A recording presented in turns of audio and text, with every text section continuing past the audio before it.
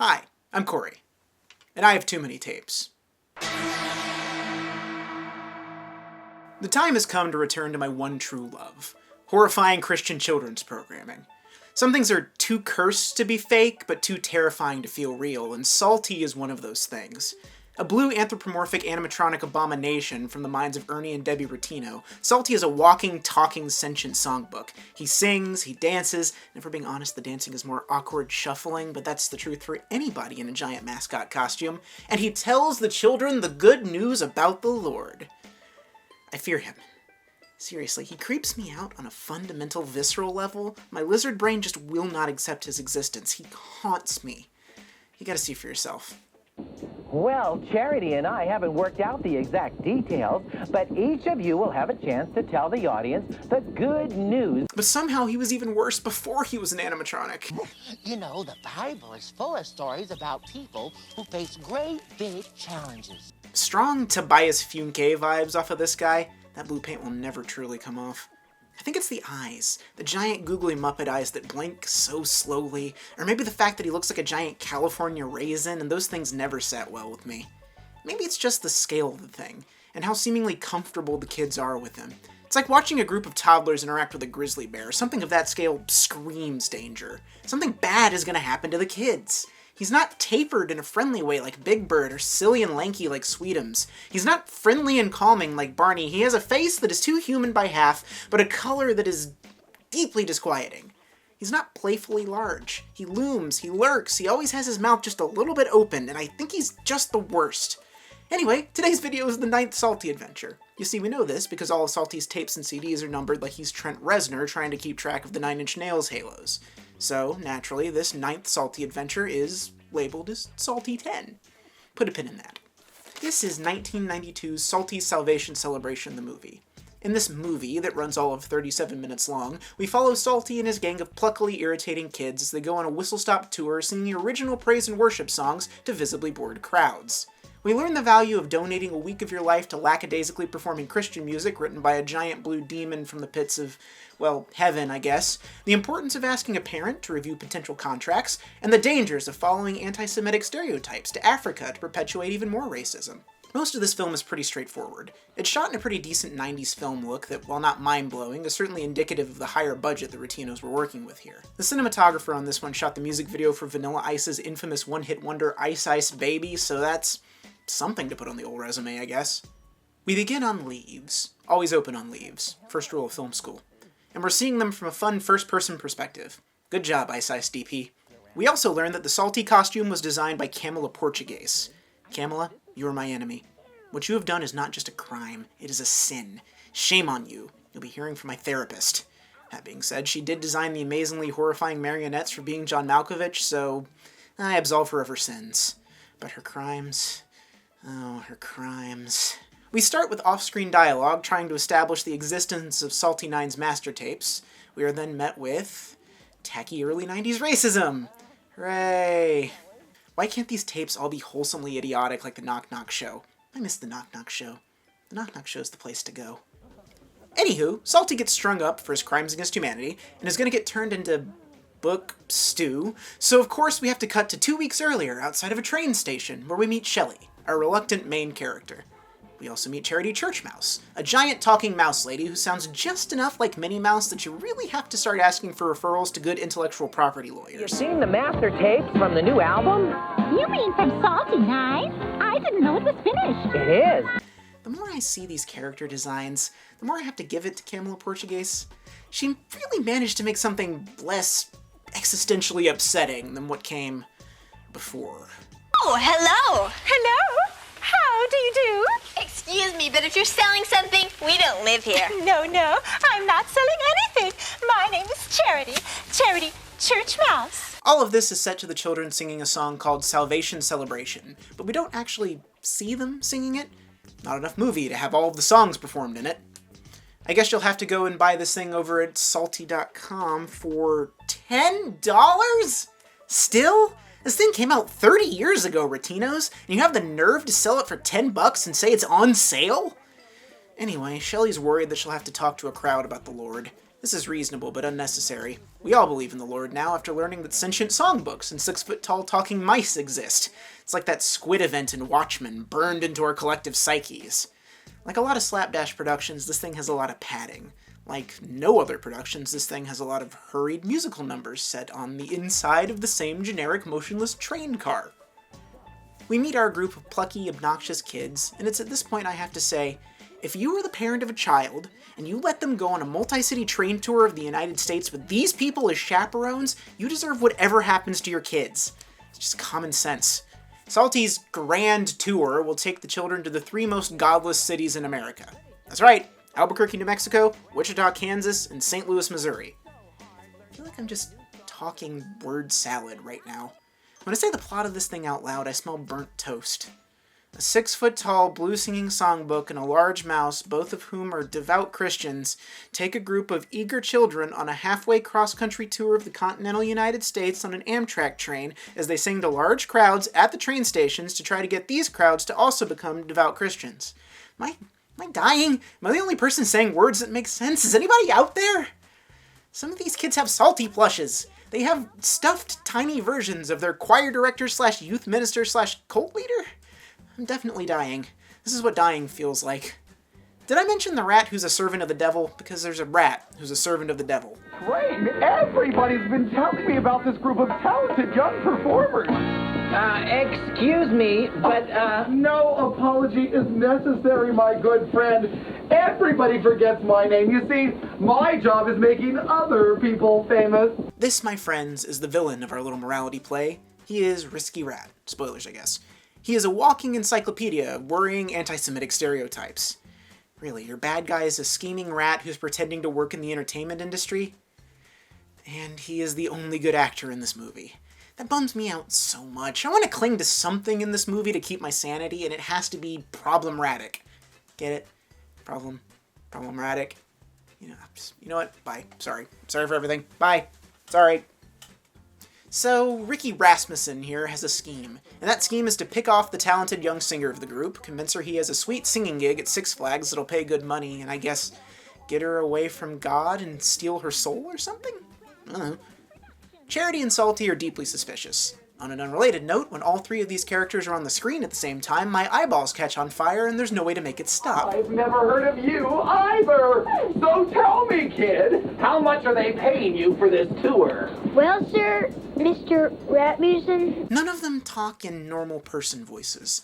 Psalty is a high-pitched Barney clone, Charity is Minnie Mouse, and Ricky Rasmussen, well, he's basically screaming all of his lines like he's trying to hit the lawn seats at a crowded amphitheater. Anyway, Ricky sets up his little scheme and walks out of the movie, only to pull us into a fourth wall breaking aside. This is going to be the worst tour that Psalty and Charity have ever had. He's seemingly the only character who can do this. Does he know he's in a movie? I'm all for playing with the format, but usually when a character breaks the fourth wall, they're the good guy, or at the very least, the protagonist. They want you to feel like you're part of the adventure. But this is just off-putting and alarming. If the audience is supposed to be kids, it's like leaving the kid alone with a creepy uncle. That's unsafe. This whole movie is unsafe. I feel like we should be stopping every once in a while to give valuable life lessons about stranger danger. I feel like I've come full circle here. The tapes I watched in 2019 have all prepared me for this. Shelley Barnes completely fall for that story. You gotta love it. Get lost! Am I supposed to be on your side, Ricky? You're the bad guy. Buzz off with your fisheye lens and your schemes. the Bible says we should be ready to give an answer when anybody asks about our faith in Jesus.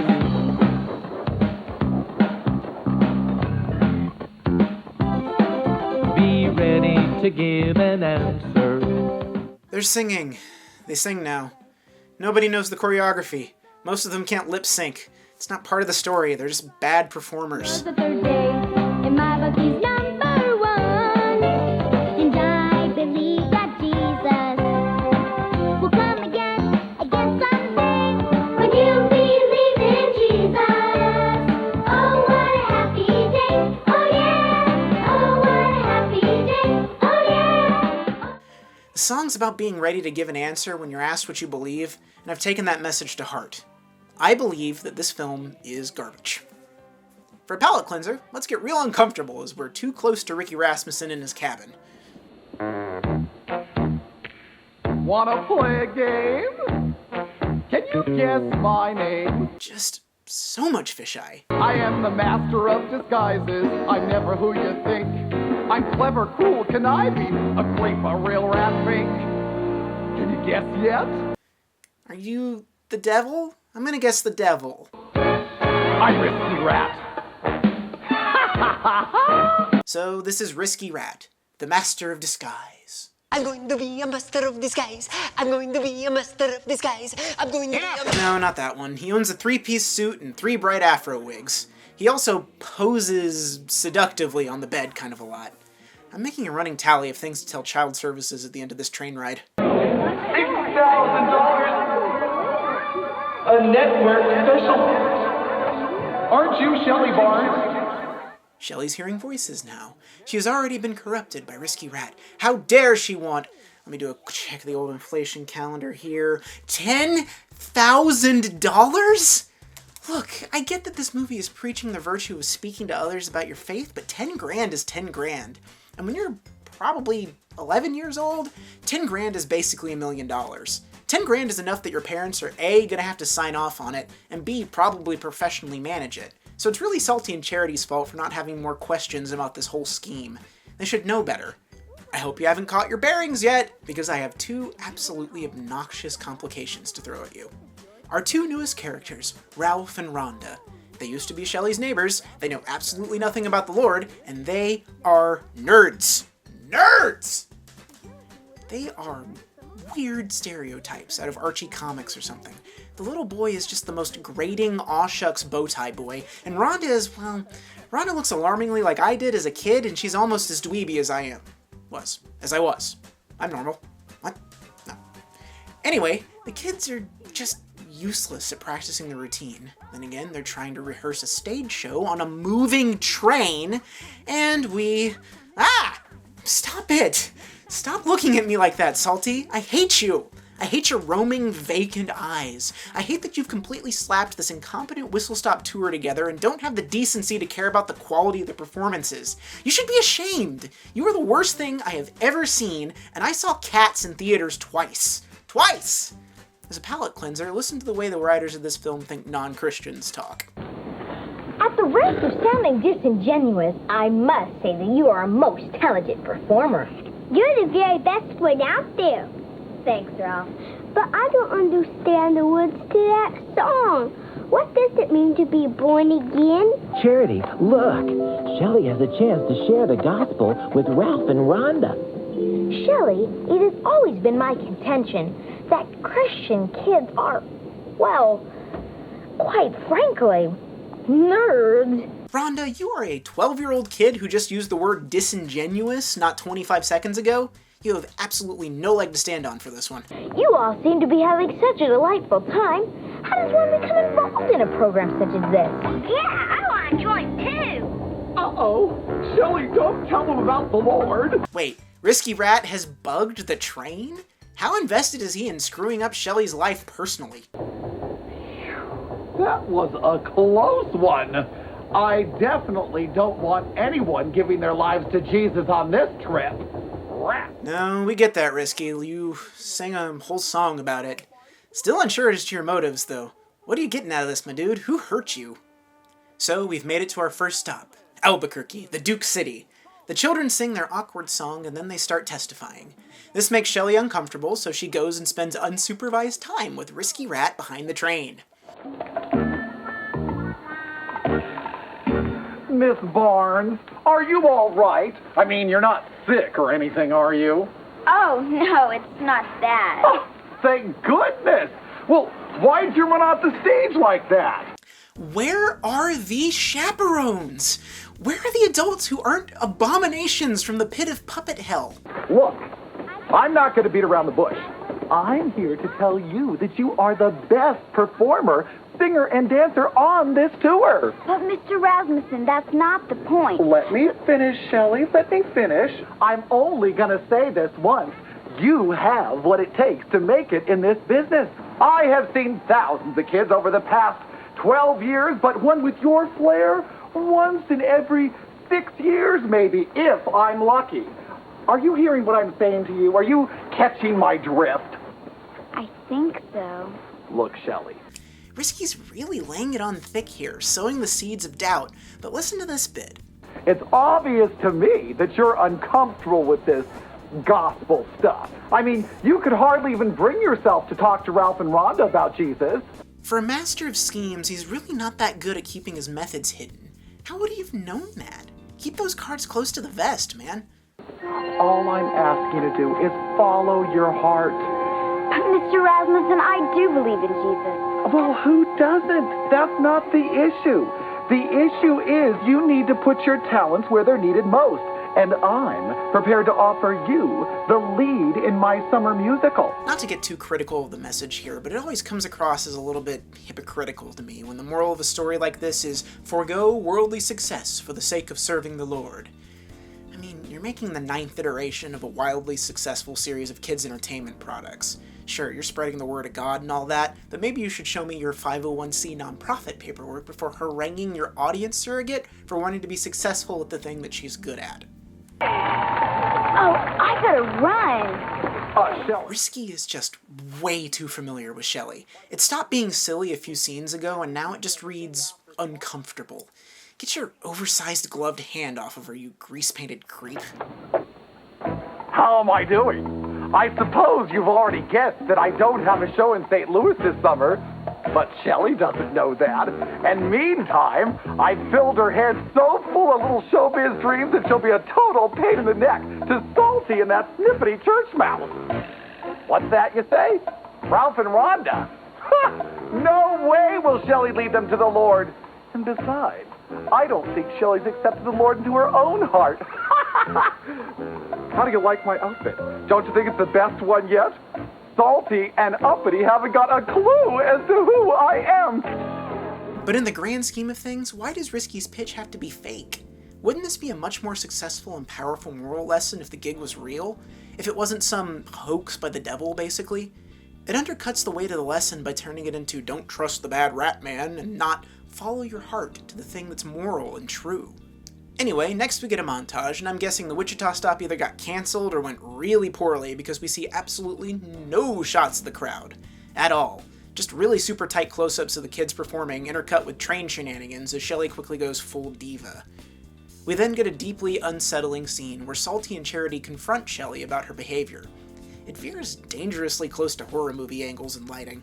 This leads to a long dark night of the soul for Shelley as we smash cut to a St. Louis tourism video. See the arch, see the train station, the two prides of our great city. So the time has come for the big final performance, and something has gone horribly wrong. The tapes for Psalty 9 are missing. I'm assuming Risky stole them, but we never see that happen, I guess. Nor do we get any indication, other than the first couple of shots of Risky in the opening of the movie, that this was Risky Rat's plan all along. Everyone is looking for Psalty, and then Oh? Psalty, what's wrong? silently he appears. I know that this is how I die, which is why I never travel by train. Cut to Ralph and Rhonda, two style icons for the ages. Folks on stage stall for time as Psalty and company have a mope and plan session in the train car. They finally work out that Rasmussen and Risky Rat, I guess they were in the carbon monoxide car the whole time. Cut back to Risky, who's gone Hawaiian. He wraps up his plan, gloats a bit, and invites us to see the thrilling finale. Psalty is given a key to the city, which is useless, because Psalty can't be stopped. He can't be slowed down by a mere locked door. Your key is a useless gesture. Psalty spits on your key. They may not have the tapes, but somehow the kids put on one last song. Charity Churchmouse is very proud of her choreography as she waltzes across the stage. Shelley then freestyles, I think? Unless we're meant to think that they just composed this song and dance number on the fly in the train car before the show. Along came Risky Rat, thinking he was oh so smart, telling me his lies, tearing up my tender heart. Maybe Psalty just travels with terrible synthesizers. Maybe they're inside him. Ugh. This audience is very confused, which makes sense. These people are here to see a Christian kids show for the family to enjoy, and what they get is a plot-heavy book number from a slapdash musical nobody's seen. Shelley then flees the stage again to tell Ralph and Rhonda about the Lord. So I guess her conflict just got resolved, huh? Once she knew that Risky Rat was Risky Rat, all of the deep-seated problems just vanished. She's a perfect Christian now. She makes the pitch, they give their hearts to the Lord, and the day is saved. Hooray! Oh man, it's one of the ones that doesn't make noise. Risky escapes via taxi to Africa, which means that after a particularly useless musical number, we're back where we started, folks. Time is a flat circle. We'll be here forever. And now, Psalty is advertising the search for Psalty's missing 9, which would technically be Psalty 11. So this was a commercial? The whole movie was a commercial for the next movie? Let's check eBay to see if... It's fake. The phone, it's a bit. I'm not really looking it up on eBay. I already know that there was no search for Psalty's missing 9. Psalty's Salvation Celebration was the last officially produced Psalty adventure. They wrote and produced the music and stage play for the search for Psalty's missing 9, but it didn't have the same... God, do I have to say it? Production values, or any sort of official home video release. So as far as we know, this is where Psalty's journey ends, turned into stew by racist caricatures. A fitting conclusion. Watching the credits, I reflect on just how many people it takes to make something terrible and crazy like this. I also realize that this is the only credits I've ever seen that have a recipe for chocolate chip cookies embedded in it. So at least there's something good that came out of this mess. So that was Psalty's Salvation Celebration, a film that transcends any labels of good or bad and just sears directly into the dark recesses of your brain where it will occasionally pop up without warning or justification. In that moment, right before you fall asleep, when time gets strange and reality begins to fade away, you'll know he's there, silently watching you with those eyes. Those horrible eyes. Get on board, little children. Get on board. There's plenty of room on board. Thank you for watching Too Many Tapes. Please like this video, subscribe to my channel, and hit the bell icon to get updates for when I upload new videos. I plan on making even more content in 2020 than I did in 2019, so be prepared for more of this mug. If you want to help me scour the world for more weird and upsetting stuff, I'd love it if you donated $1 or more to my Patreon. It is the absolute best way to help me make more episodes of this show. The link is in the description. If you donate $20 or more a month, you get to be a part of Psalty's 20 and have your name in the credits in an enormous font like Chase Smith. For $10 or more a month, you're a part of Psalty's 10, which is like Psalty's 20 but slightly smaller. And for $5 a month, you're part of Psalty 5, Psalty's camping adventure, and you have access to fun features like getting to vote on new episodes. On the next episode, we'll be looking at more horrifying puppets as we plumb the depths of children's programming. So, see you next time on Too Many Tapes.